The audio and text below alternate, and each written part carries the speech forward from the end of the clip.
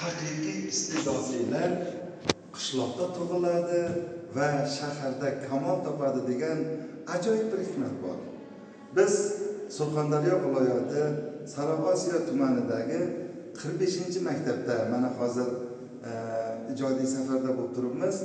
Shu maktabda bundan 50-55 yillar avval bugun O'zbekiston xalq shoiri, O'zbekiston yozuvchilar uyushmasi a'zosi, O'zbekiston Respublikasi Oliy Majlis Senati a'zosi, senator shoirimiz Sirojiddin Said ustoz o'qigan. Mana ustozi bilan tushgan suratlari va bu maktab jamoasi bir xayrli ishga qo'yilgan. Ya'ni aynan Sirojiddin Said o'qigan sinfxona, mana shu 10 yil o'qigan sinfxonasini Sirojiddin Said xonasi qilib qo'ygan. Shu maktabda o'zida Sirojiddin Said kutubxonasini ko'rdik. Mana endi ustoz o'qigan sinfxonaga sekin qadam rajida qilamiz. Bu albatta bugungi o'quvchilar uchun ham katta bir ibrat maktabi. Mana bu yerda 2006-yilda rahmatli birinchi prezidentimiz Islom Karimovni o'sha Sirojiddin Saidga O'zbekiston xalq shoiri berish to'g'risida o'sha farmondan bir qismat. Albatta bir guruh ziyolilar mukofotlangan. Shular orasida Sirojiddin Said O'zbekiston xalq shoiri unvonini olgan. Va juda bir munosib, to'g'ri bir unvon bo'lgan. Va mana bu yerda Sirojiddin Saidni maktab yillarida tushgan suratlari, ustozlari bilan tushgan suratlari, vinitkalari, ustoz Abdulla Oripov bilan, Erkin Vohidov bilan mana o'tirgan suratlari bu yili juda bir chiroyli qilib qo'yilgan. Mana bu yerda Sirojiddin Saidni qancha bir ustozi shogirdlar davrasida tushgan suratlari, ayniqsa mana bu yerda muhtaram prezidentimiz Shavkat Mirziyoyev bilan o'sha Surxondaryo bir guruh ziyolilar bilan uchrashib olgan suratlari alohida o'rin olgan. Sirojiddin Saidning yoshligi, ustozlari bilan tushgan suratlari, do'sti Muhammad Yusuf bilan, ustoz Ozod Sharafidinov bilan, Sherali Jo'rayevlar bilan mana shu tushgan suratlari. Biz mana bu Chorpayani borib kecha juda bir huzur qildik, ilhomlandik. Bu Sirojiddin Said tug'ilib o'sgan xonadoni va 1954-yilda qilingan chorpayasi keyinchalik buni ukalari ta'mirlab boshqacharoq shaklda qilamizsa, yo'q, asl holida tursin bu deb mening bolaligimni eslatadi deya aka-ukalariga aytib shu joyida qolgan. Mana ota-bolalar suratlari, mana Abdulla Oripovning o'z dastxati bilan yozgan fikrlari mana ustoz shogird suratga tushib turibdi. Mana do'sti Muhammad Yusuf bilan suratlari, gazetalarda bir paytlar chiqqan, gazeta jurnallarda chiqqan she'rlardan namunalar turishi albatta bugungi avlod uchun bir katta ibrat maktabi bo'ladi. Mana ilk bora 27 yoshida biz ham bu kitobni to'plamini ko'rib hayajonga tushganmiz. 27 yoshida 27 ta she'ri, kitob ham 27 betlik. Mana shunday bir to'plamlari chiqishi katta bir voqea bo'lgan o'sha paytda.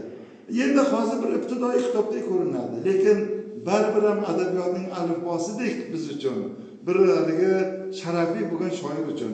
Va keyin albatta bu to'plamlar kattarib, kengayib, bora-bora yarim asr devoni deya mana shunday salmoqli to'plamlargacha yetib kelgan. Bu kitoblar albatta o'sha dastlabki chiqqan 27 betlik yon daftardekgina to'plamcha mana shunday salmoqli kitoblarga poydevor bo'lgan.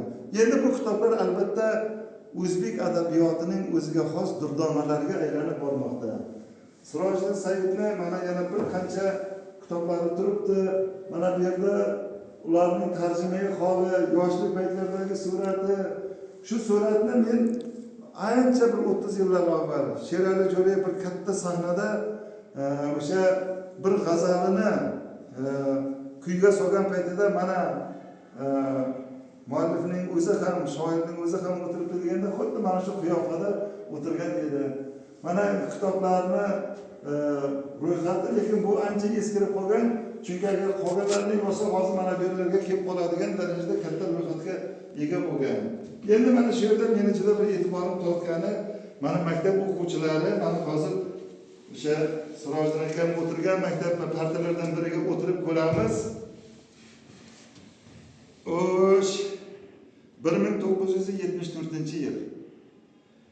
74-yilda men ham 4-sinfda bo'lganman. Demak, ustoz mendan 5 yosh katta bo'lsa, taxminan 9-sinf bo'ladi-da. O'sha paytda tutgan kundalik daftari. Bu men uchun juda ham tanish, chunki biz ham shunaqa qilganmiz.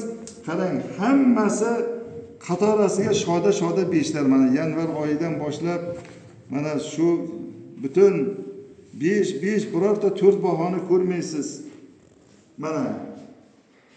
Mana qarang, kundalik daftar va o'qituvchisi namunali deb qizil qalam bilan yozib, mana bu sinf rahbari imzo qo'yyapti.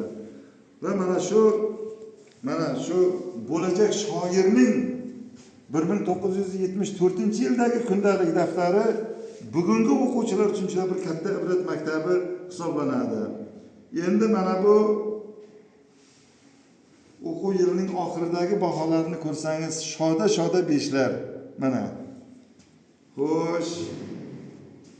Va shu bilan birgalikda kundalik daftardagi yana ko'p ibratli jihatlar bizni bir e'tiborimizni tortib turibdi. Mana o'sha sinfdan tashqari o'qishda nimalar o'rgangan, hammasi kundalik daftarida o'z aksini topgan. Endi albatta ot o'rni toy bosar, oqqan daryo oqaveradi. Gul ungan joyda yana gullar unadi deganlaridek, Sirojiddin Said ta'lim tarbiya olgan maktabdan biz yana mana shunday elimizning suyukli ijodkorlari, ziyolilari kamolga yetishini biz tilab qolamiz. Mana shoir Sirojiddin Said she'riyat oqshomi bo'lgan edi, albatta chiroyli qilib mana bu yerda namunalar qo'yib qo'yilgan. Mana turli davrda chiqqan kitoblari.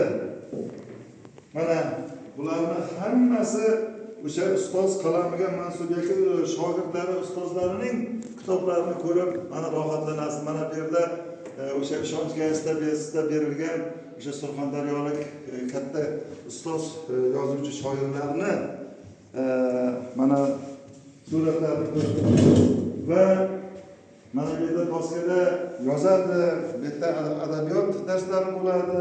Mana shu yerda muhtaram prezidentimizni suratlari bilan birgalikda mana chiroyliligi, mamlakatimiz ramzlari suratlari berilgan. Mana bu kitoblar dil so'zlari yoziladigan mana bir chiroyli esdalik daftarini varaqlab ko'rsak, mana bu yerda Abdulla Orifdan tortib kazo ne olimlar, ne arboblarning dil so'zlarini o'qib biz juda bahramand bo'ldik. Biz ham shu daftarga bir dil so'zimiz yozamiz. Mana yozamiz: Surxon eli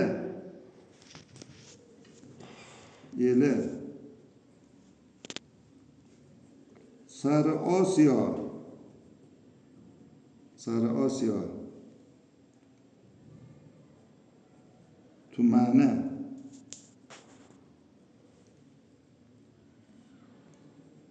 beshinchi maktabga havas qildik.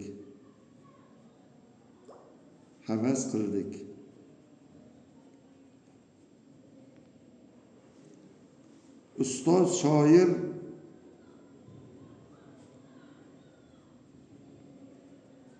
Sirojiddin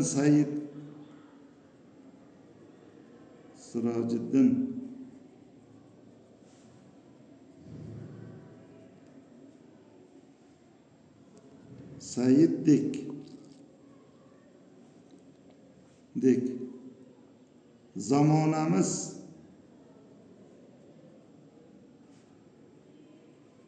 zamonamiz qahramonini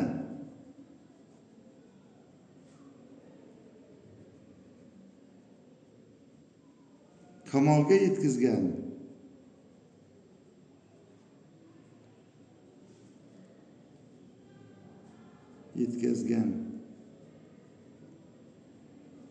maktabdan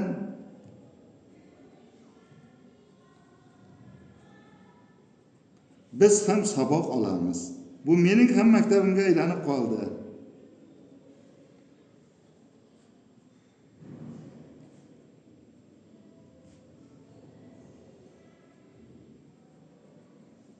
Ana, xo'sh. Demak, imzo qo'yib, kamtarona o'zimiz yozib qo'yamiz, To'lqin Eshbek deb. Albatta. Endi bu mana 2026-yil 4-mart 4-aprel. Bu men uchun ham shu maktabning bir kunlik sabog'i bo'lib qoldi. YouTube kanalimiz muxlislari, bu ko'rsatuvni sizga taqdim etishdan maqsadim bitta. Har birimiz o'zimizni kamolga yetkazgan maktabimizga borib, mana shunday bir namunali ishlar qilib qo'yaylik. O'zimiz bugungi o'quvchilarga namuna ko'rsataylik. Shuning o'zi mana shu ustoz shogirdlik an'anasini davom ettirishni o'ziga xos bir qadami bo'lib xizmat qiladi. E'tiborlaringiz uchun rahmat. Xayr, salomat bo'ling.